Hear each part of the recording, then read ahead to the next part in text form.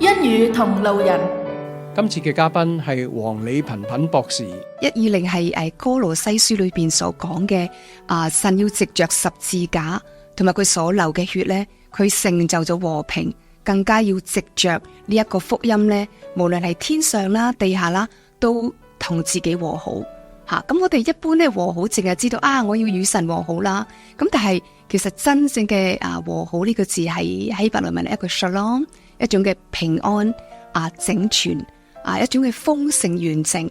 即係話如果我要真正經歷到一個好整全、好有豐盛、好豐足嘅生命呢，其實我需要與上帝啦、人同人啦，就係我哋平時所熟悉啦。但係呢，原來我哋都需要同大地都和好。咁其實和好都係一種 flourishing 繁榮豐盛嗰種嘅表徵。誠邀請大家一齊嚟到收聽嚟緊嘅恩與同路人。